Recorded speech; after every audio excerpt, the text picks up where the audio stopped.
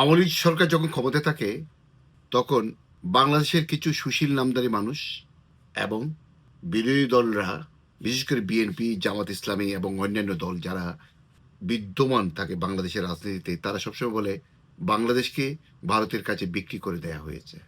দেশ কিভাবে বিক্রি হয় সেটা আসলে আমার ঠিক জানা ছিল না।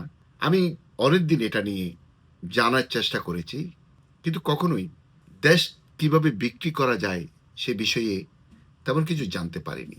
কিন্তু ইউনূস সরকার, মানে সুদি ইউনূসের সরকার, গত 12 ফেব্রুয়ারি নির্বাচনের 3 দিন আগে মার্কিন যুক্তরাষ্ট্রের সাথে যে চুক্তিটা করেছে, সেই চুক্তিটা যদি আপনারা পড়ে দেখেন তাহলে বুঝতে পারবেন যে দেশ কিভাবে বিক্রি করা যায়। আমি ডক্টর মোহাম্মদ ইউনূস মানে সুদি ইউনূস মানে নুনুসকে ধন্যবাদ দিতে চাই। আমার এই এতদিনের জ্ঞানের স্বল্পতাটাকে, জ্ঞানের অভাবটাকে তিনি এক নিমেষে পূর্ণ করেছেন। কেন বলছি সে কথা? বাংলাদেশ এবং আমেরিকার সাথে যে চুক্তিটা হয়েছে, সেই চুক্তিতে কোন দেশকে কি কি মানতে হবে সেটা যদি বিশদভাবে আপনি শুনেন তাহলে ঠিক বুঝতে পারবেন।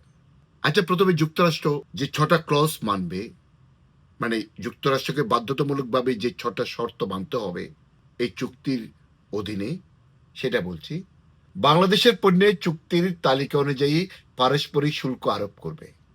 প্রতিরক্ষা বাণিজ্য সহজ ও উন্নত করতে বাংলাদেশের সাথে কাজ করবে। শুল্ক ফাঁকি ঠেকাতে একটি সহযোগিতা চুক্তি করবে। বাংলাদেশ চুক্তি মানছে না বলে মনে হলে যুক্তরাষ্ট্র আগের পারস্পরিক শুল্ক আবার আরোপ করবে।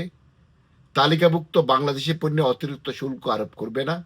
এইসব পণ্যে যুক্তরাষ্ট্রে প্রচলিত MFN শুল্ক আগের মতোই প্রযোজ্য থাকবে।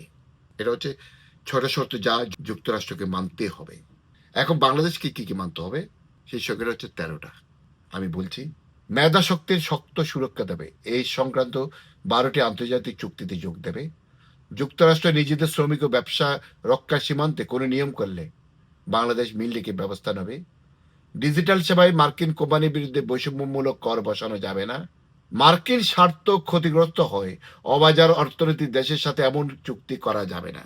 তার মানে মার্কিন অনুমতির বাইরে বাংলাদেশ অন্য কোনো দেশের সাথে কোনো রকম চুক্তিতে যেতে পারবে না। মার্কিন প্রতিষ্ঠানের কাছ থেকে প্রযুক্তি সোর্স কোড বা গোপন তথ্য চাওয়া যাবে না। মানে মার্কিনরা যে পণ্য বাংলাদেশে পাঠাবে তার সোর্স, তার পরীক্ষা নিরীক্ষা কোনো কিছু করা যাবে না। আমাদের যে ওষুধ শিল্প, যে ওষুধ শিল্প আস্তে আস্তে করে নিজের পায়ে দাঁড়িয়েছে, যারা আন্তর্জাতিক বাজারে পর্যন্ত নিজেদের ওষুধটা বিক্রি করছে, কিন্তু এই চুক্তির অধীনে মার্কিন কোম্পানিরা বাংলাদেশকে ওষুধ বিক্রি করবেন। এর মধ্যে এমন কিছু ওষুধ আছেন যেটা বাংলাদেশের জন্য, বাংলাদেশের ওয়েদারের সাথে, বাংলাদেশের আবহাওয়ার সাথে সামঞ্জস্য নাই বলে বাংলাদেশের মানুষের জন্য সেটা ক্ষতিগ্রস্ত হতে হবে। সেটা পরীক্ষা নিরীক্ষা করা যাবে না। মাননীয় দর্শক, জ্বালানি, খনিজ, বিদ্যুৎ, টেলিকম, টেলিযোগাযোগ, পরিবহন ও অবকাঠামো খাতে মার্কিন বিনিয়োগ সহজ করতে হবে। তেল, গ্যাস, বিমা, টেলিযোগাযোগ বিদেশি মালিকানার সীমা শিথিল করতে হবে। মার্কিন বিমা কোম্পানির বাধ্যতামূলক 50% রি-ইন্স্যুরেন্স শর্ত তুলে দিতে হবে। যুক্তরাষ্ট্র চাইলে ভর্তুকি ও বিদেশি বিনিয়োগের তথ্য দিতে হবে। আমরা কোন বিষয়ে ভর্তুকি দেব, কোন কোন কোম্পানি আমাদের দেশে বিনিয়োগ করছে, সেটা মার্কিন যুক্তরাষ্ট্রের হাতে তুলে দিতে হবে। মাননীয় দর্শক, যুক্তরাষ্ট্র চাইলে FDA অনুমোদিত চিকিৎসা যন্ত্র ওষুধ মেনে নিতে হবে। ওই যে আগে বলেছে FDA, মার্কিনের প্রতিষ্ঠান FDA যেসব পণ্যকে ব্যবহার উপযোগী বলে ঘোষণা দেবে, বাংলাদেশকে কোনো পরীক্ষা নিরীক্ষা ছাড়াই সেটা মানতে হবে। ইপিজেডের শ্রমিকদের সংগঠনের দর কষাকষির অধিকার নিশ্চিত করতে হবে। পোশাক শ্রমিক ও শ্রমিক নেতাদের বিরুদ্ধে থাকা মামলা নিষ্পত্তি বা প্রত্যাহার করতে হবে। জাতীয় নিরাপত্তা ঝুঁকিপূর্ণ দেশের প্রযুক্তি ও সফটওয়্যার সরবরাহে ভূমিকা সীমিত করতে হবে। মানে দর্শক, ডক্টর মোহাম্মদ ইউনূস বাংলাদেশের ক্ষমতায় 50 বছর থাকার ইচ্ছা পোষণ করেছিলেন, যদিও প্রাকৃতিক নিয়মে 50 বছর পরে তার বয়স হতো 137 বছর। আমি জানি না ডক্টর মোহাম্মদ ইউনূস কি কোনো অমরত্বের সুধা পান করেছেন কিনা, না হলে মানে 137 বছর বেঁচে থাকতে পারে না।